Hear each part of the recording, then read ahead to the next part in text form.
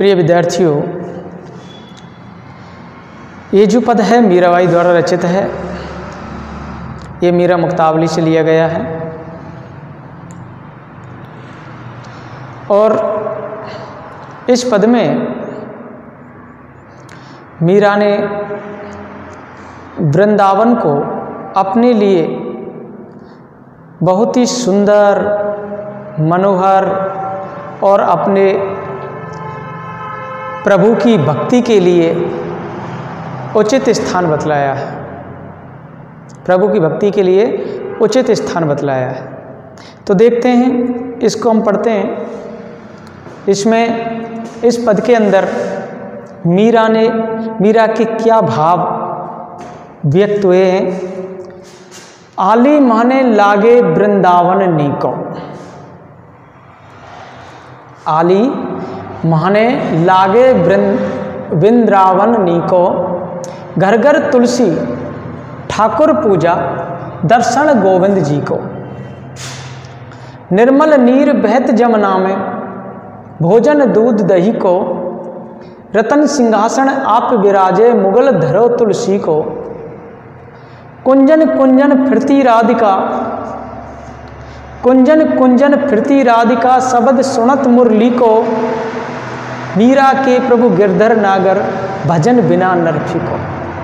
तो देखो, इसमें जो कठिन शब्दार्थ आए हैं उनको मैं बता देता हूँ।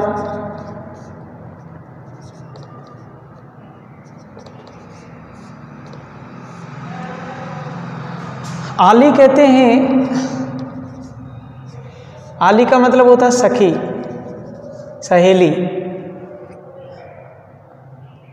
नीको, नीको का मतलब होता है अच्छा, अच्छा लगना।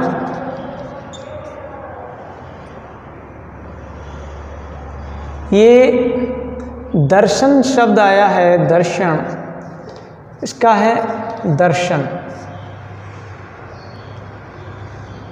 नीर, नीर का मतलब होता है पानी।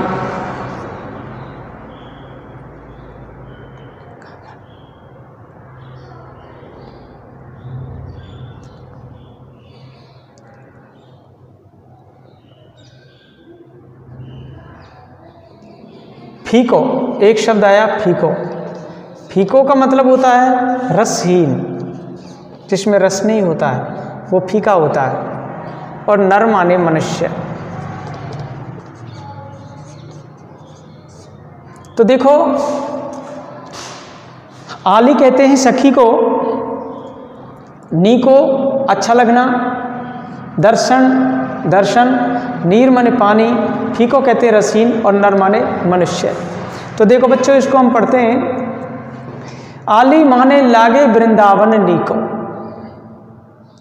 घर घर तुलसी ठाकुर पूजा दर्शन गोविंद जी को।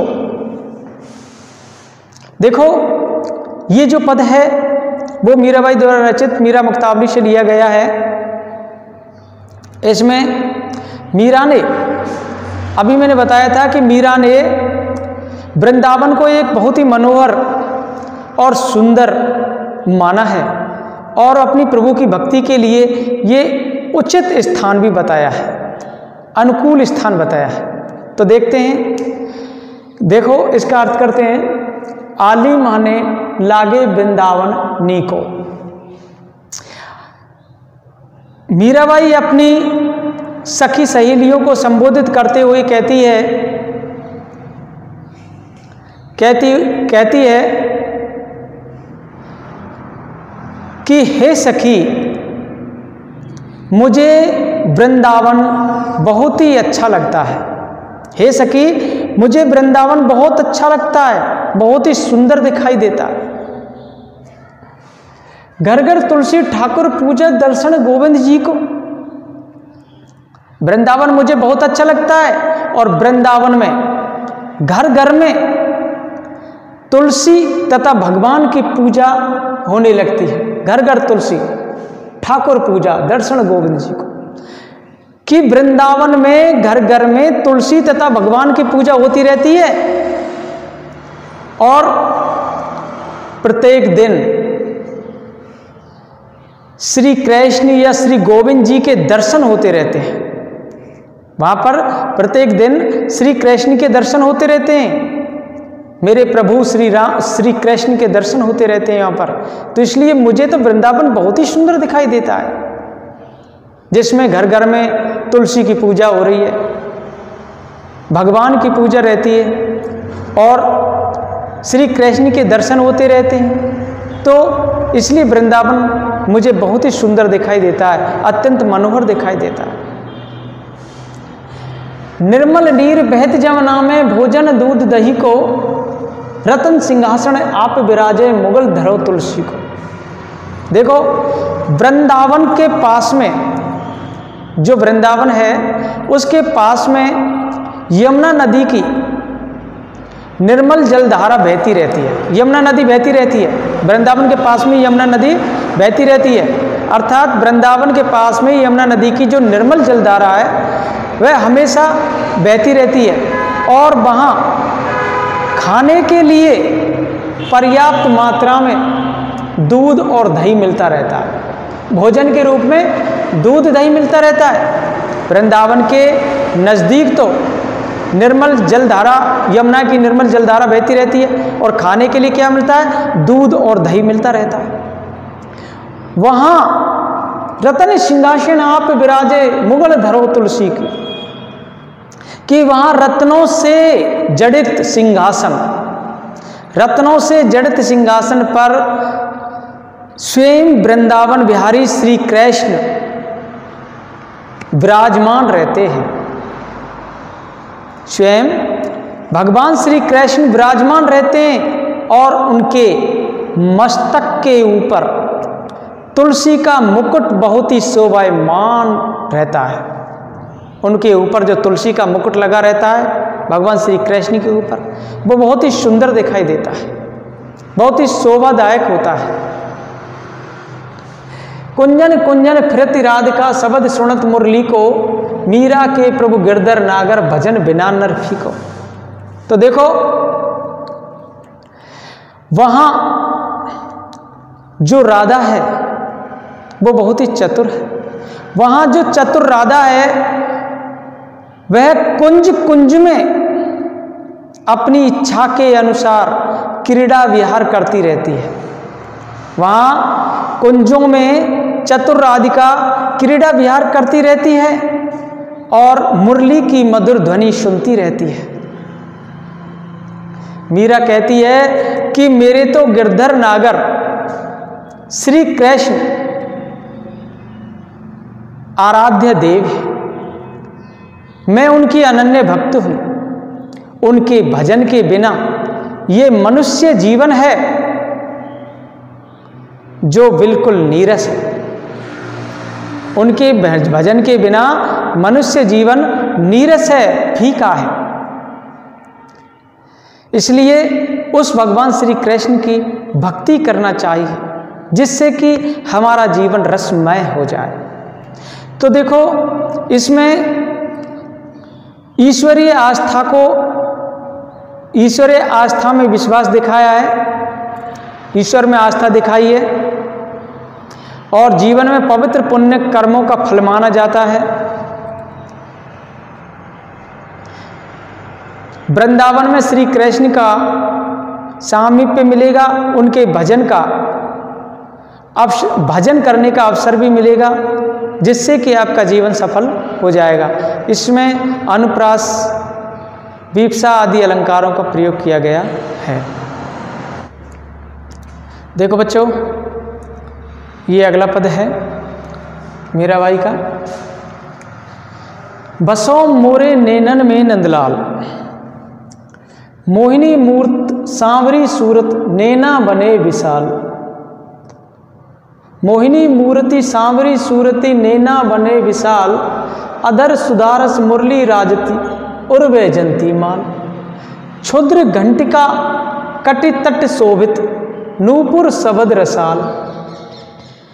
मीरा प्रभु संतन सुखदाई भगत बछल गोपाल। देखो इसमें कुछ कठिन शब्दार्थ हैं।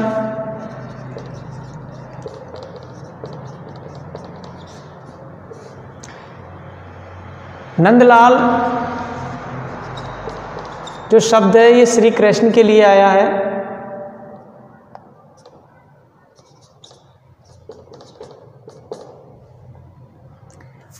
मोहिनी का अर्थ आप जानते हैं, मोहिनी का मतलब मोहित करने वाली, आकर्षक करने वाली।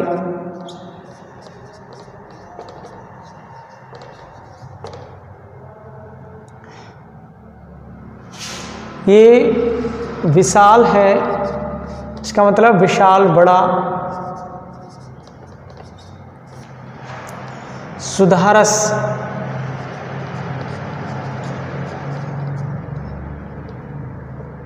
सुधारस कहते हैं अमृत को।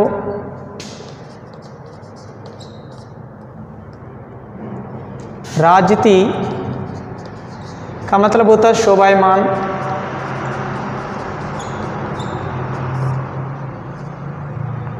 बैजंती, बैजंती माला, बैजंती माल, इसका मतलब होता है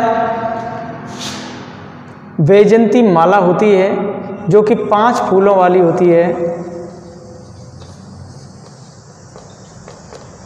ये 5 फूलों वाली होती है और गले से घुटनों तक लटकती रहती है, इसे कहते हैं बैजंती माला।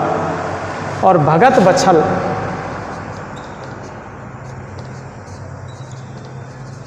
भगत बचल का मतलब भक्त वत्सल।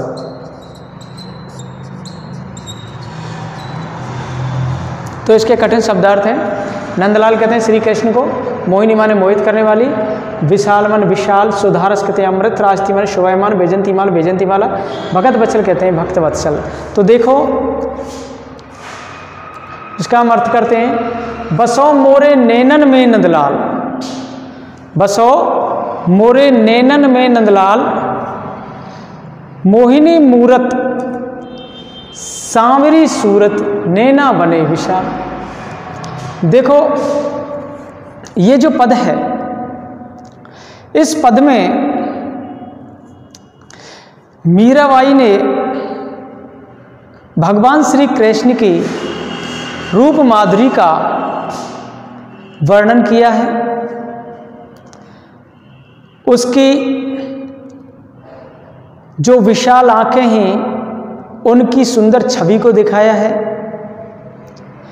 इसमें मीरा ने श्री कृष्ण की माधुरी छवि का चित्रण किया है। तो देखो, बसो मेरे नैनन में नंदलाल, मोहनी मूरत सांवरी सूरत, नैना बने विशाल। मीराबाई कहती है